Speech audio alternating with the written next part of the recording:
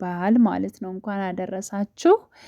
መልካም በዓል ይሁንላችሁ ውድ ቤተሰቦቼ ማለት ነው፣ ፋሚሊዎቼ እና ያው ዛሬ የመጣሁት እንግዲህ ኖላዊ ድራማ ማለት ነው። ተከታታይ ድራማ በክፍል እንግዲህ 14 ነው የተለቀቀው። በእርግጠኝነት 15ም ዛሬ ሊለቀቅ ይችላል የሚል ግምት አለኝ እና ያው እንግዲህ በባለፈው አልተመቸኝም እና በክፍል 14 ምን ያለውን ነገር ብዙም እንትን አላልኩም ማለት ነው። እና ውድ ቤተሰቦቼ ያው በክፍል 14 ያለው ነገሮች እንግዲህ ሰላም ከእናቷ ጋር እርቅ ፈጥራለች ማለት ነው። ከእናቷ ጋር ፍቅር በፍቅር ሆናለች ማለት ነው። እና እሷ ለምን ክፉ እንደሆነች እንደዚህ ጸባዩዋ ከእናቷ ጋር እንደተቀየረ ካለው ነገሮችን በሙሉ ለምናሴ ለወንድሟ ነግረው ነበረ ማለት ነው። ስለዚህ ካስረዳችሁ በኋላ ያለውን ሁኔታ ደግሞ እሱ ለእናቱ ተናግሮ እናትየዋ ደግሞ ሰላምዬን እስከ ዛሬ በድዬሻለሁ ሀሴት ሀሴት እያልኩኝ ድሮ የጠፋችውን 16 ዓመት በፊት የጠፋችውን ልጄን እሷን ሀሴት ሀሴት እያልኩኝ እያለቀስኩኝ አንቺን ረስችሻለሁ፣ ለአንቺ በቂ ፍቅር አልሰጠውሽም፣ ስለዚህ አንቺ ትክክል ነሽ፣ እኔ ነኝ ጥፋተኛ እና እባክሽን ልጄ ይቅርታ አድርጊልኝ፣ እስካሁን ለበደልኩሽ ሁሉ ይቅርታ አድርጊልኝ በማለት እንግዲህ ተንበረካ እናት ልጇን ይቅርታ ጠይቃለች። ሰላምዬም እጅግ ይህን ነገር ትናፍቀው ስለነበር እጅግ በጣም በተሰማ ሁኔታ አንቺ እኮ ስንት ነገር ጎርተሽኛል፣ ስንት ነገር አድርገሽኛል በማለት ብዙም ተናግራ ነበረ። ግን ደግሞ በስተ መጨረሻም ይቅርታዋን ተቀብላለች ማለት ነው እና ይቅርታ አድርጋላታለች። ያው እንግዲህ አብረው በነበሩበት ሰዓት እጅግ በጣም ደስ ብሏታል። እንደውም አብረው ባደሩ ሰዓት ለመጀመሪያ ጊዜ እንደዚህ እናቴን ሳያት እና ይህ ሁሉ ፍቅር ተነጥቄ ነበር። እኔ ወደ አባቴ ለመሄድ በወሰንሁበት ሰዓት ነው አንቺ እውነተኛ እናትነትሽን ለእኔ ያሳየሽኝ እና እጅግ በጣም ደስ ብሎኛል በማለት እንግዲህ ለእናቷ ትናገራለች። እናትየዋም እንግዲህ በጣም ይቅርታ አድርጊልኝ እስከዛሬ ለበደልኩሽ ነገር በሙሉ በማለት እንግዲህ ይቅርታ አድርጋላታለች ማለት ነው። ሌላው ደግሞ እንግዲህ ምናሴ ለሀና ማለት ነው ለሀና እንግዲህ ምናሴ እንትን ብሏት ነበረ።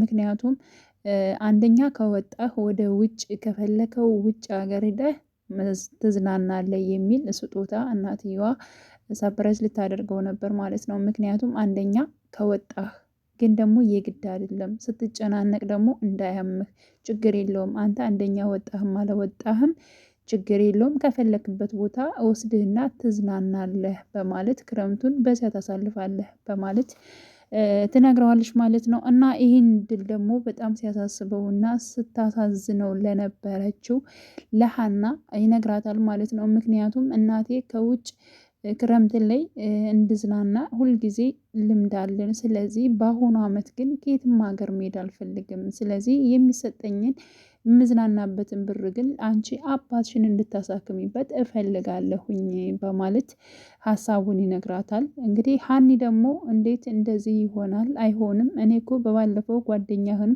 ካረደውሽ ብሎ ሲያስቸግረኝ ነው እሺ አልኩተኝ እንጂ የተወለድኩበት ቅዬ ያደግንበት ቅዬ የደሴ ሰው አባቴን አሳክሙልኝ ብዬ ብለምናቸው በደቂቃ ሙሉውን ብር አገኛለሁ። ግን ደግሞ አባቴ የኔና የኔ ብቻ ነው። ስለዚህ እኔ ራሴ ሰርቼ ለፍቼ ባመጣሁት ብር ነው አባቴን ማሳከም የምፈልገው፣ የማንንም እርዳታ አልፈልግም በማለት እንግዲህ ሀኒ ይህንን መልስ ሰጥታለች ማለት ነው። እንግዲህ ሀኒ ከሰላም ጋር እጅግ በጣም ተስማምተዋል። ደህና እንትን አላቸው ማለት ነው። ያው ስራዬን ጨርሻለሁ ሰላምዬ አብሬሽ ፊልም ማየት እችላለሁ ወይ በማለት እንግዲህ ገብታ ነበረ ማለት ነው ሀና። እሺ ደስ ይለኛል ችግር የለውም ስራሽን ከጨረሽ ቁጭ በይና እንጫወት በማለት እንግዲህ እኔና እናቴ እኮ በጣም ታረቅነ ደስ አይልም በማለት እንግዲህ ለሀና ትነግራታለች። እኔ መታረቃችሁን አይደለም መጣላታችሁንም አላወቅኩም በማለት ትመልስላታለች። አይ እኔ እናቴ ጋር ሁልጊዜ ጠበኞች ነበርን፣ የእናትነት ፍቅርም አልሰጠችኝም ነበር። አሁን ግን ስለተረዳችኝ ይቅር ተባብለናል። ግን ስለ እናቴና ስለ እኔ ጸባይ ግን ለምን ወተን ሻይ ቡና እያልን አናወራም?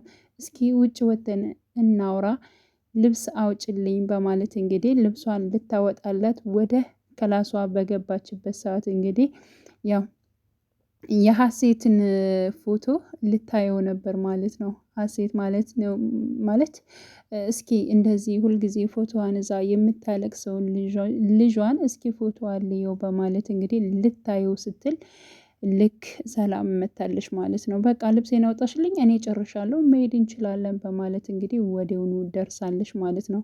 በባለፈውም እናትየዋ ለሀና ልታሳያ ስትል ነበር ፓርቱ ያለቀው ማለት ነው። ዛሬም ደግሞ ሀና ራሷ ፎቶውን ልታየው ስትል እንግዲህ ሰላምዬ መታ አቋርጣታለች። ይህን ነገር መቼ ልታውቅ ትችላለች? በስንተኛው ፓርትስ ሊታይ ይችላል?